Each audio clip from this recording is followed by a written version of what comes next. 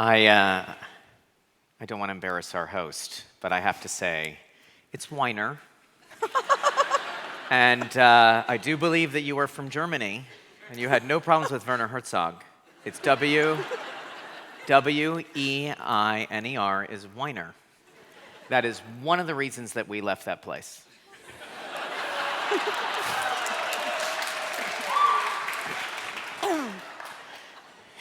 Nothing like a hostile crowd. No, my kids, they're like, hey, someone called me Wiener, isn't that funny? And I'm like, just wait. Yeah. Well, Sorry. it's a treat to be here with you again. I'm thrilled to be here.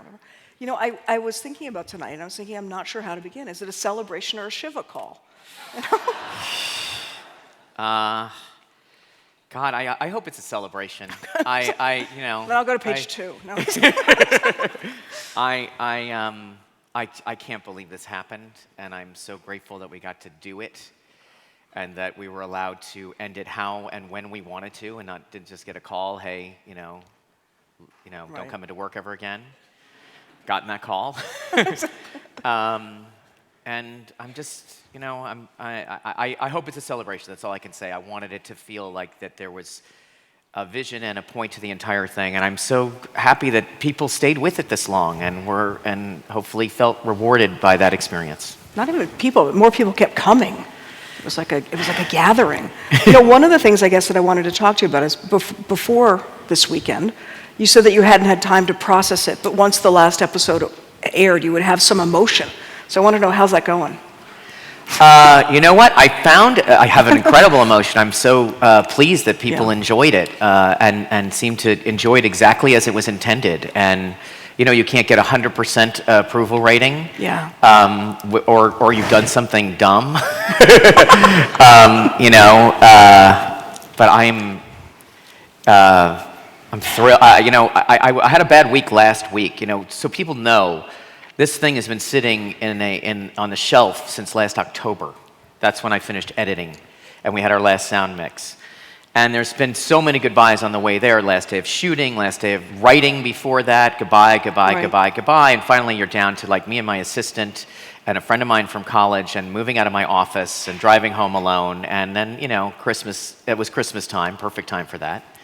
And then we did the launch again, and it was nice to see everybody, but there's this thing that happened where I was like, oh, there's only like one left, like that's it. Right. And anxiety, you are performing it's always been like that the whole time the show's been on the air. Every time an episode goes on, it's a performance. Even before there was this really thorough interaction with the internet and everything, I always felt like people going to get it? Are they going to like it? Are they going to want to come back next week? Am I going to, that's one of the things I find so interesting is how do you manage the audience and the way that everyone wants to participate and has interpretations and attachments? It's like group therapy for millions of people at once, and you're like you're the guy. First of all, I don't do it by myself. Right. I have a huge, particularly telling the story, I have a huge, besides the crew and everything like that, I have a writing staff that varies between, 7 to 10 people. And I think, is Semi here? Semi, cellist, can you stand up? Everybody else is in Los Angeles, but Semi's working in New York. Oh, come on, stand up. You've seen her name on the show, and you're wondering, is that a real name? It's short for Yosemite, and it's a nickname, whatever. Right? Look at you, AM. If you've got a good name, don't stick with Weiner. No. It was Homelsky. Really? Yes, from the Homeland. Oh, that's good. Yeah. But, we try to be the audience. And it was sort of like, that was kind of like a different way to think about it. It was sort of the way HBO had sort of gotten to where they were. I really noticed that, and I was in their demographic. And so you want to be responsive to the audience, but you really want to be true to the characters. And you always want to sort of think like, well, what can we do to... The most sophisticated part of it is that you want to fool the audience in the sense that you want to surprise and delight them. You don't want to say I gotcha or told ya or something like that. So for a story to have that kind of inevitability, you can't think in a binary universe. You can't say, well, the story usually goes like this, so let's have it go like this. You always used to hear this in writers' rooms. Let's turn it on its head. And you're like, well, basically, you turned it on its head. Big deal, you know? Oh, this is how we ended up with, I can't even explain it, but there's like, it's how you end up with like tough woman cop. Right. Right? Exactly. It's a salt and pepper team they used to talk about in TV, and you're like, okay, so it's usually a black police officer and a white police officer, but the black guy went to Harvard and the white guy is from the streets, and you're just sort of like, it's just, I'm not saying I'm not entertained by this stuff, and if you hear me saying cruddy things about TV in some way, I am an avid TV viewer. I am like not a snob about it. I always have been. But one of the great things about being on The Sopranos is that you kind of were like, and I got there late in the game, but I heard David Chase say out loud, "Do you understand it?" And I'm like, "Yeah." And he goes, "That's good enough for me." What are we supposed to go on? Right. Everything that's ever reverse engineered, or planned out, the public will like this, let's do it like that, it'll go viral, we'll do this, whatever. It's always a disaster. So it is like 90% of the time a disaster when you completely reverse engineer something. So short answer, I think that you want to be the audience. Right. And you want to feel like what you would feel. And then everybody tells their stories, but there is also a last pass on the show, which is for clarity, because I am not that clear. I have always been able to live with ambiguities. That's on page 2. Yes. Is it? No, I mean it. No, it is. It's right I don't really here. understand a lot of things that regular people understand. Right. That's part of it.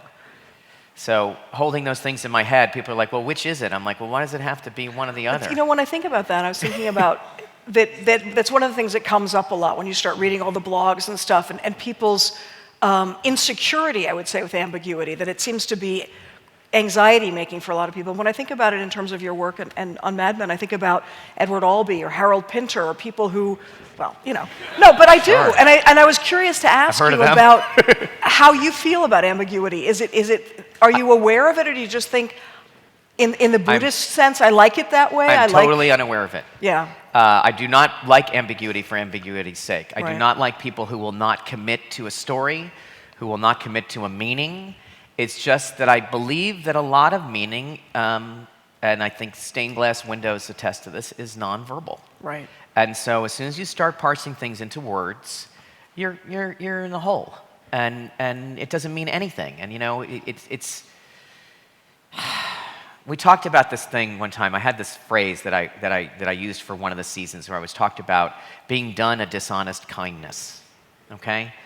And anybody from the South really knows this, right? Bless her heart. Right. Right, which is the most insulting, condescending.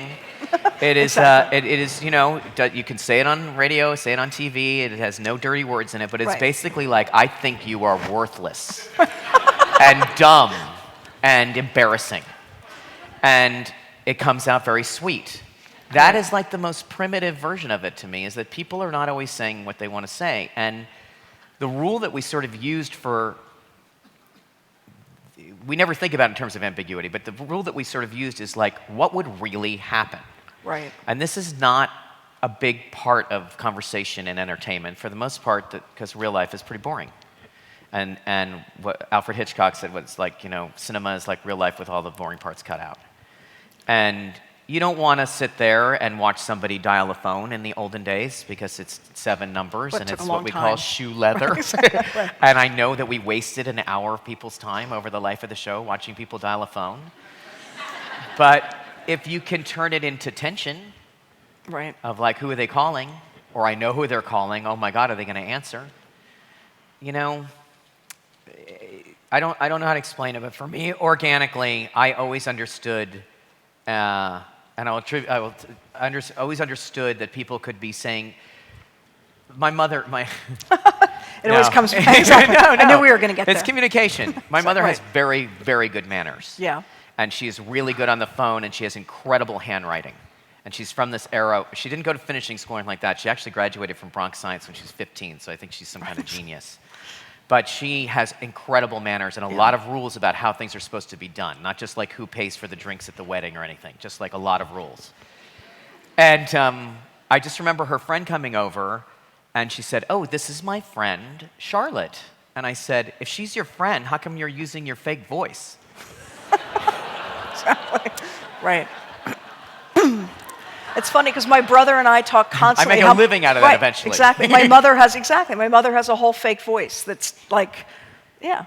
It's demure and it's kind and it's sort of like, and then there's one of these under the, I had Betty Draper do it one time when she's like, my mother used to be very, very sweet sometimes to people and then she'd turn around and go, I'm in a foul mood. And it's so elevated. She also swears a lot, right. which is actually kind of an amazing thing. But, and she really, really continues to hate Nixon, which you gotta, some people never give that up. I like that you can cling to that for a long time. I think it's satisfying. Exactly. I want to go back to when he died, she said it was too little, too late. That is. And I obviously have a fascination with him. I know that was part of it. Another ambiguous figure. Yeah. Another ambiguous figure. How can you take the virtue away from this man who had this horrible childhood? Yeah.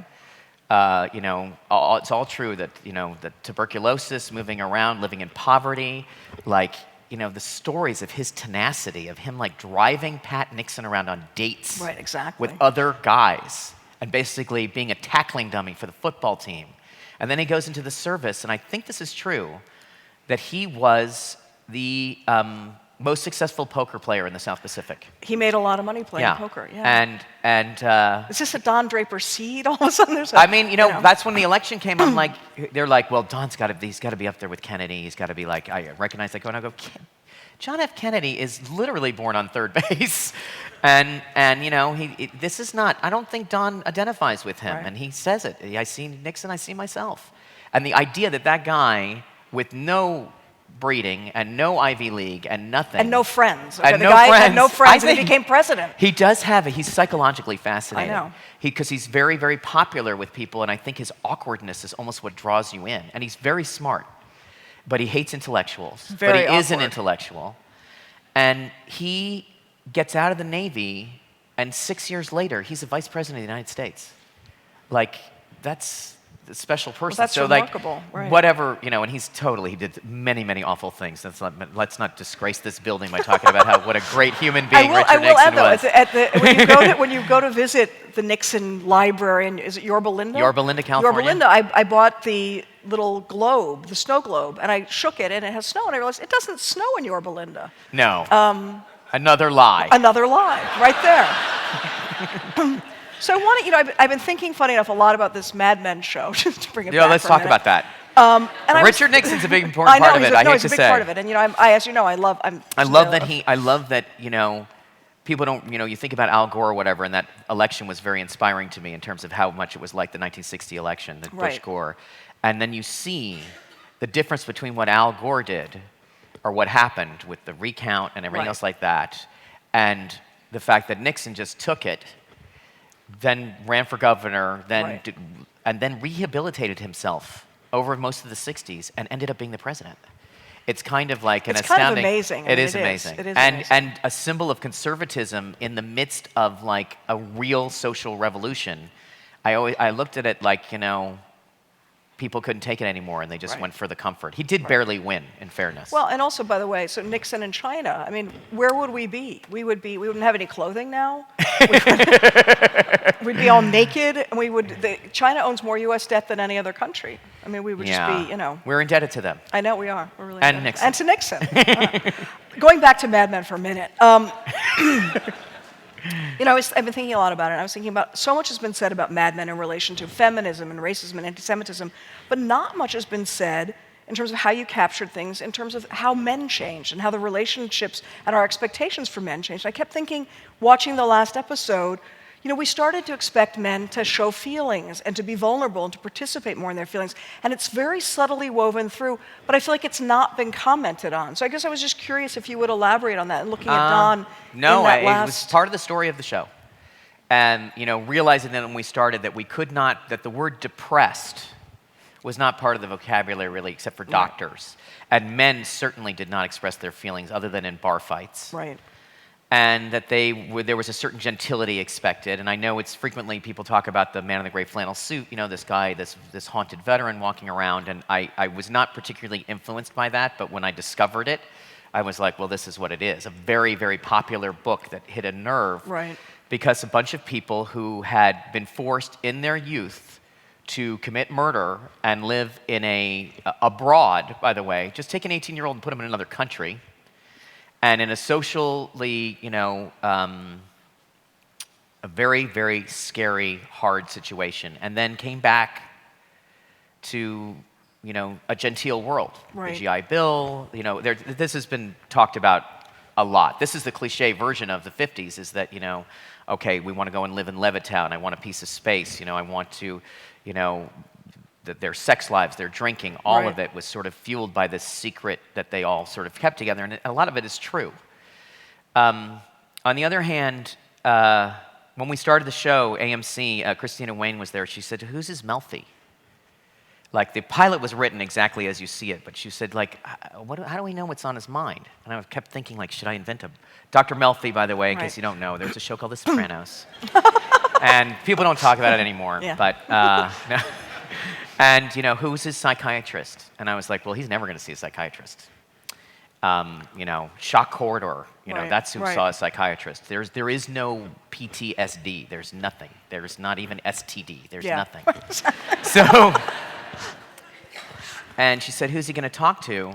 And I was like, I thought about it because I obviously want to make the show. And I started thinking dramatically, like, well, who is he going to talk to? How are we going to know what's on his mind? And two things that came out of this. Number one is I realized these guys didn't talk to anybody. And the idea that someone like Don would start making actual friendships. Right. Starting with Roger. Right. That he had them in his youth and sort of had to close them up when he changed his identity. But the other thing that happened is I realized that contrary to the rules in cinema, and I'll include television with that, of filmmaking, you could tell a story about what was on someone's mind if you really, really tried hard and thought, like, silent movie-wise, about how to illuminate an internal experience. And that we would know when... and sometimes the audience gets it and they scream, oh, it's so obvious, and sometimes they have no idea it's there, and I feel like I failed, even though I'd rather have them say, oh, it's so obvious, and enjoy the story. But, Don can sit there and listen to this pitch for Heineken after he's pegged his wife, and you can have the physical experience of knowing that he just ruined his marriage because he is so good at his job. Right. Or that he can sit there after his brother has found him and see this smirking pitch for this executive bank account for men who want to cheat on their wives, right? Right. So that kind of dramatic irony came out of the fact that Don couldn't talk to anybody. And then I realized also, and it's weird, I'm looking at Semi, because I don't think I realized this till the end of the show, that Don likes strangers. Don likes winning strangers over. He likes seducing strangers. And that is what advertising is. You're going to walk down the side of the road, and now we know each other. And once you get to know him, he doesn't like you. He does not, we all know people like this. Right, absolutely. But it's scary because you kind of like them and you realize I shouldn't get too close because it's going to turn. It's going to turn once they feel exposed. And I think that's why he married Megan over Faye. Right. But those feelings about himself that he clearly, tells Peggy, don't just move forward. Right. Like, that is his philosophy of life. Yeah. It's that great song in the Book of Mormon, just press it down, right? And I remember asking David Chase before I started the second season, when I was dealing with this idea of Peggy, would she ever confess, would she ever tell Pete that she had the baby? And we had this great runner along the way. I say great because I became obsessed with Catholicism, as many people do. Especially Jews. Jews, yeah, that's right. Jesuits, they just fascinate me. But this idea of... and we had this idea that she could confess, that he would want her to confess, that her sister had basically squealed on her to taint her relationship. But I remember asking him, I was like, do you think... And this is not about, rights, or this is not a political issue about giving up your child. But I just thought, do you think, I said, does it make sense to you that it's going to be hard for her to look at babies? And David was like, it's the deepest psychic scar in the Yeah, world. She will yeah. have a psychic scar. course. You know, it's Yeah. the way it is. And I remember like taking that affirmation and saying like, Dawn is just ignoring this stuff, and it keeps bubbling up. Right. Keeps bubbling up, and a lot of his what we would now call self-medication, drunkenness, whatever, you know, womanizing, is to avoid those feelings. I do believe that it's almost like, you know, like you could draw like one of those Sigmund Freud charts of the Right. brain. Like you press down here and Right. it'll come up here. Whack-a-mole. Whack-a-mole, exactly. And so by the time we get to Leonard, you know, in Right. the finale, we were watching these films from Esalen and we're like, these guys have had it. Yeah. These guys have had it. Even if they're not veterans, they are just the alienation that was created by success, political, racial tension, the technology, which is, I think, what's happening right now, the isolation. These guys were like, they're going to crack. And it's not like they haven't always done that, but it was really something that I felt that was part of the story of the era of the 60s, the crudeness of the language. Right. You know, we started making it less and less poetic, less implied, less subtle, quite Right. honestly, deliberately. So people start just saying it. You know, that's what Ginsberg was about. He's just Right. like swearing at it. Don's like, why are you cursing? Because why not? Right. Because, you know, these guys cursed a lot. They were in the service. They cursed a ton. But they did not, you know, people told me the first time they heard the F word in a meeting. And it was Right. like, what? We're in a meeting. It's not cool. Right. You get a kid to come in and he'd look like a genius for swearing at you. So that was part of the story. And also about just like the disintegration of our confidence, I think.